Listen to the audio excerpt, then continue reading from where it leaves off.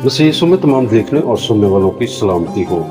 अजीज बहनों और भाइयों, 7 कलीसियाओं की इस रूहानी सीरीज में आपको एक बार फिर खुशामदीद कहते हैं। अजीजों, पिछली किस्त हिस्सा अलिफ में हमने मुकाशफा 2 बाब 12 और 13 आयत के इब्तदाई अल्फाज का मुताला किया और देखा कि खुदावन ने अपने आप को धोधारी तेज तलवार रखने वाला क्यों कहा और उसने क्यों फरमाया, मैं जानता हूँ कि तू कहाँ रहता है।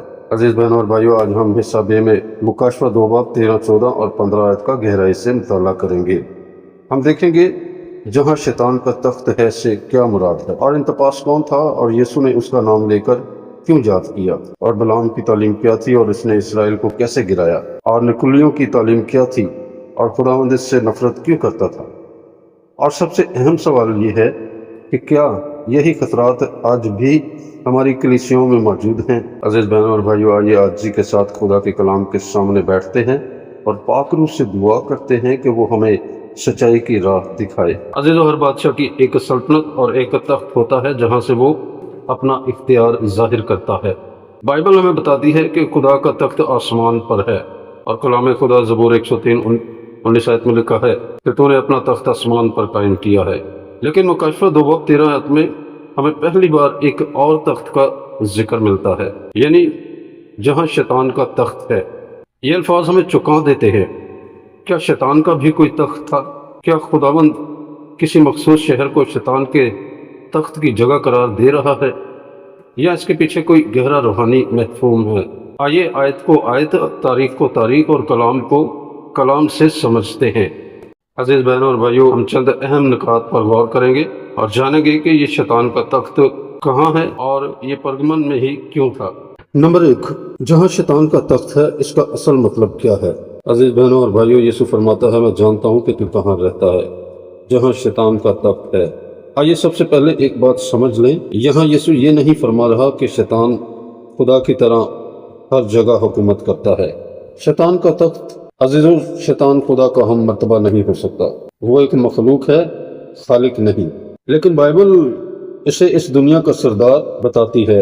कलाम खुदा यूहन्ना 12 बाब 31 आयत में हमें इसका जिक्र मिलता है, और हवा की अलमदारी का हाकम इफिसियों 2 बाब 2 आयत में भी हमें ये जिक्र मिलता है, क्योंकि वो गुनाह, धोखे और बुत परस्ती के जरिए लोगों को अपने कब्जा में रखता है। अजीजों, इसका रूहानी भेद ये है कि शैतान का तख्त दरअसल उस जगह की अलामत है जहाँ शैतानी असर, झूठी इबादत और खुदा की मुखालफत अपने अरूज पर हो। तख्त हमेशा इख्तियार, हुकूमत और असर रसूख की अलामत होता है। यीशु गोया फरमा रहा है, परगमन वो जगह है जहाँ शैतान का असर बहुत नुमाया है, लेकिन इसके बावजूद मेरी कलीसिया कायम है। अजीजों, ये कलीसिया दुश्मन के इलाके में रह रही थी, लेकिन फिर भी यीशु के नाम से वफादार थी। और नंबर 2, परगमन ही को शैतान का तख्त क्यों कहा गया? ये सवाल बहुत गहरा है। अजीजों, बाइबल ने इसकी एक ही वजह, अजीज बहनों और भाइयों, बाइबल ने इसकी एक ही वजह नहीं बताई, लेकिन तारीख और हालात को देखकर चंद मजबूत असबाब सामने आते हैं। मसलन ज़्यूस का अजीम मजबा था। वहाँ परगमन की पहाड़ी पर ज़्यूस का एक बहुत बड़ा मजबा था, जो दूर से एक अजीम तख्त की तरह दिखाई देता था। वो बुत परस्ती का एक बड़ा मरकज था और कैसर की परस्ती। अजीज बहनों और भाइयों, परगमन एशिया के का पहला शहर था जहाँ रोमी कैसर की इबादत के लिए सरकारी मंदिर बनाया गया, और लोगों को मजबूर किया जाता था कि वो कहें कैसर खुदावंद है, लेकिन मसीही कहते थे यीशु ही खुदावंद है। यही उनकी जान के लिए खतरा बन जाता था। और अजीज बहनों और भाइयों, एस्क्लेपियस का मजबा भी वहाँ था। यह शिफा के यूनानी देवता एस्क्लेपियस की इबादत होती थी, जिसकी अलामत सांप था। बाइबल सांप को अक्सर शैतान की अलामत के तौर पर सामने लाती है, और इसका जिक्र हमें मुकाशफा 12 बाब 9 आयत में भी मिलता है। और इसका रूहानी सबक यह है कि जब एक शहर में झूठी इबादत, सियासी गरूर और रूहानी धोखा इकट्ठा हो जाएं, तो वो शैतान के तख्त की तस्वीर बन जाता है। और नंबर 3, इंतपास, वो गुमनाम हीरो जिसे यीशु ने नाम लेकर याद रखा। अजीज बहनों और भाइयों, यीशु फरमाता है, मेरे वफादार गवाह इंतपास को तुम्हारे दरमियान कत्ल किया गया। इंतपास के बारे में बाइबल ज़्यादा तफसील से नहीं बताती, लेकिन इतना ज़रूर बताती है कि वो वफादार गवाह था। लफ्ज़ गवाह मार्टाइज वही लफ्ज़ है जिससे बाद में मार्टायर यानी शहीद का लफ्ज निकला। अजीज बहनों और भाइयों, यानी इंतपास ने सिर्फ जुबान से ही नहीं बल्कि अपनी जान देकर गवाही दी। ये एक खूबसूरत रूहानी बात है। दुनिया शायद इंतपास को भूल गई, तारीख ने इसके बारे में चंद ही सतरें लिखी, लेकिन यीशु ने इसका नाम अपनी किताब में लिख दिया। जो लोग खुदा के लिए वफादार रहते हैं, खुदा उन्हें कभी नहीं भूलता। अजीज बहनों और भाइयों, यीशु ने हजारों शोधाओं में से सिर्फ इंतपास का नाम ही क्यों लिया? शायद इसलिए कि वो परगमन की कलीसिया के लिए वफादारी की जिंदा मिसाल बन गया था। और नंबर 4, वफादारी आसान माहौल में नहीं, मुखालफत माहौल में साबित होती है। अजीजों, यीशु फरमाता है, तूने मेरे नाम का इनकार नहीं किया। गौर करें, यीशु ने ये नहीं फरमाया तुमने बड़ी इबादतें की, तुम्हारी इमारत बहुत खूबसूरत थी, बल्कि फरमाया तुमने मेरे नाम का इनकार नहीं किया। अजीज़, खुदा की नज़र में सबसे बड़ी कामयाबी वफादारी है। आज भी सवाल यही है, क्या हम अपने काम की जगह, ख़ानदान, दोस्तों और माशरे में यीशु के नाम पर कायम रहते हैं या दबाव में ही खामोश हो जाते हैं? अजीज़ों, आज की कलीसियाओं से अगर हम मुआवजा करें तो आज शैतान का तख्त शायद किसी खास शहर में ना हो, लेकिन इसकी रूह हर उस जगह काम करती है जहाँ खुदा के कलाम की जगह इंसानी नज़रियात ले लेते हैं। सच्चाई पर समझौता होने लगता है, गुनाह को मामूली समझा जाता है, यीशु के नाम से ज़्यादा दुनिया की मकबूलियत अहम बन जाती है। खुदावंद आज भी ऐसी कलीसियाओं में अपने वफादार लोगों को ढूंढ रहा है। और आज की कलीसिया के लिए ये सवाल है, अगर खुदावंद आज हमारी कलीसिया को देखे तो क्या वो भी कहेगा तुमने मेरे नाम का इनकार नहीं किया, या वो देखेगा कि हमने दुनिया की खुशनुदी के लिए सच्चाई पर समझौता कर लिया है? और नंबर 5, बलाम की तालीम, जब शैतान ने बाहर से नहीं बल्कि अंदर से हमला किया। अजीज बहनों और भाइयों, कलाम खुदा मुकशफा 2:14 में यीशु ने इस कलीसिया से फरमाया, तेरे यहाँ बाज ऐसे हैं जो बलाम की तालीम पर कायम हैं, जिसने बलक को यह सिखाया कि बनी इसराइल के आगे ठोकर खाने का सबब रखे। अजीजों, ये आयत सीधा हमें कलाम खुदा गिनती की किताब 22 से 25 बाब और गिनती 31 बाब 16 आयत की तरफ ले जाती है। बलक मोआब का बादशाह था, इसने बलाम को बुलाया ताकि वो इसराइल पर लानत करे, लेकिन खुदा ने लानत को बरकत में बदल दिया। जब बलाम देखने लगा कि वो खुदा की कौम पर लानत नहीं कर सकता, तो उसने एक खतरनाक मशवरा दिया। उसने कहा, इन पर बाहर से हमला ना करो, बल्कि इन्हें गुनाह में फंसाओ।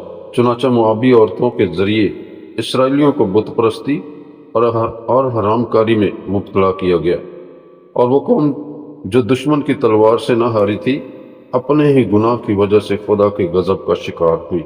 अजीज बहनों और भाइयों, इसका रूहानी भेद हमें ये मिलता है कि शैतान हमेशा तलवार से हमला नहीं करता, कभी वो समझौते से हमला करता है। अगर वो ईमान छीन न सके तो वो हमारी पाकीज़गी छीनने की कोशिश करता है। अगर वो कलीसिया को ख़त्म न कर सके तो वो कोशिश करता है कि कलीसिया दुनिया जैसी बन जाए। अजीज़ों, आज की कलीसियाओं से अगर हम मुआवजा करें तो आज भी बलाम की तालीम सिर्फ बुतों के सामने झुकने का नाम नहीं, बल्कि जब कलीसिया गुनाह को मामूली समझने लगे, सच्चाई पर समझौता करने लगे, दुनिया को खुश करने के लिए अंजील को नरम कर दे, तो वो बलाम के रास्ते पर चल रही होती है। और नंबर 6, नकुलियों की तालीम, सच्चाई में मिलावट। अजीज़ों, कलाम खुदा मुकशफा 2:15 आयत में यीशु फरमाता है इस कलीसिया से, इसी तरह तेरे यहाँ भी बाज लोग नकुलियों की तालीम पर कायम हैं। अजीज़ों, अफसस की कलीसिया ने नकुलियों के अमाल से नफरत की थी, लेकिन परगमन की कलीसिया में कुछ लोग इस तालीम को कबूल करने लगे थे। अगरचे बाइबल इनकी तालीम की मुकम्मल तफसील नहीं देती, लेकिन ज़्यादातर बाइबली उलमा का ख्याल है कि वो ऐसे लोग थे जो ये सिखाते थे कि ईमानदार बुत परस्ती और इखलाकी बेरारवी के साथ भी समझौता कर सकते हैं, यानी ईमान भी रखो और दुनिया भी ना छोड़ो, यानी ईमान भी रखो और दुनिया भी ना छोड़ो। अजीज़ों, यही वो जहर था जिससे यीशु ने कलीसिया को खबरदार किया। ये यहाँ एक गहरा और रूहानी सबक हमें मिलता है कि शैतान की सबसे खतरनाक चाल ये नहीं कि वो हमें मसीह से इनकार करवाए, बल्कि ये है कि वो हमें ये यकीन दिला दे कि थोड़ा सा समझौता करने में कोई हर्ज नहीं। लेकिन याद रखें, थोड़ा सा जहर भी पूरे पानी को आलूदा कर देता है। इसी तरह थोड़ा सा झूठ, थोड़ा सा गुनाह और थोड़ा सा समझौता पूरी कलीसिया को कमज़ोर कर देता है। और कलाम खुदा गलतियों के खत में हमें इसका जिक्र मिलता है कि थोड़ा सा खमीर सारे गुंदे हुए आटे को खमीर कर देता है। अजीज बहनों और भाइयों, आखिर में खुदा फरमाता है जिसके कान हो वो सुन ले कि रूह कलीसियाओं से क्या फरमाता है। ये पैगाम सिर्फ परगमन के लिए नहीं था अजीजों, ये सिर्फ पहली सदी के लिए नहीं था, ये आज पाकिस्तान, हिंदुस्तान, मशरिक वस्ता, यूरोप, अमेरिका, अफ्रीका और दुनिया भर की हर कलीसिया के लिए है। यहाँ कान से मुराद सिर्फ जिस्मानी कान नहीं बल्कि रूहानी कान है। खुदा आज भी बोल रहा है। सवाल ये नहीं कि खुदा बोल रहा है या नहीं, बल्कि सवाल ये है कि क्या हमारी कलीसिया और क्या हमारा दिल रूह कुदस की आवाज़ सुन रहा है। अजीज बहनों और भाइयों, अगली वीडियो हिस्सा जीम में हम परगमन की कलीसिया के सबसे गहरे हिस्से का मुताला करेंगे। बलाम की तालीम क्या थी, नकुली कौन थे, यीशु ने तौबा का हुक्म क्यों दिया, छुपा हुआ मन क्या था, सफ़ेद पत्थर का राज क्या है, नया नाम किस चीज़ की अलामत है। ये पूरी सीरीज़ का एक नहायत अहम हिस्सा होगा, इसलिए इसे हरगिज़ मत छोड़िएगा। अजीज बहनों और भाइयों, आज हमने देखा कि खुदा यीशु मसीह ने परगमन की कलीसिया को क्यों फरमाया, मैं जानता हूँ कि तू कहाँ रहता है जहाँ शैतान का तख्त है। हमने ये भी सीखा कि शैतान की सबसे बड़ी चाल हमेशा जुल्म व सितम नहीं होती बल्कि समझौता भी होती है। हमने इंतपास की वफादारी से ये सबक सीखा कि एक सच्चा ईमानदार अपने ईमान की कीमत अपनी जान से भी अदा कर सकता है, लेकिन अपने खुदावंद का इनकार नहीं कर सकता। हमने बलाम की तालीम और नकुलियों की तालीम से ये भी जाना कि जब कलीसिया दुनिया के साथ समझौता करने लगती है तो रूहानी कमजोरी आहिस्ता आहिस्ता अंदर दाखिल हो जाती है।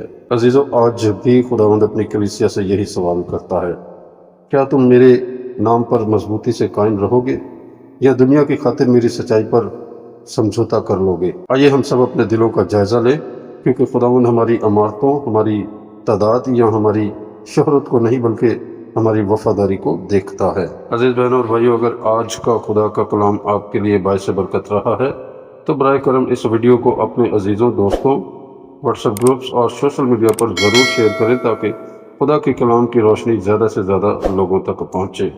हो सकता है आपका एक शेयर किसी शख्स की ज़िंदगी बदलने का सबब बन जाए। अगर आपने अभी तक हमारे चैनल को सब्सक्राइब नहीं किया तो ज़रूर सब्सक्राइब करें और लाइक करें और शेयर करें ताकि 7 कलीसियाओं की इस मुकम्मल आयत ब आयत सीरीज़ की हर नई किस्त आप तक बर वक्त पहुँच सके। खुदावंद आप सबको बरकत दे, महफूज रखे और अपने कलाम में मजबूत बनाए। अगली किस्त तक के लिए खुदा हाफिज़, शालोम, और खुदावंद यीशु मसीह का फजल आपके साथ होता रहे। आमीन।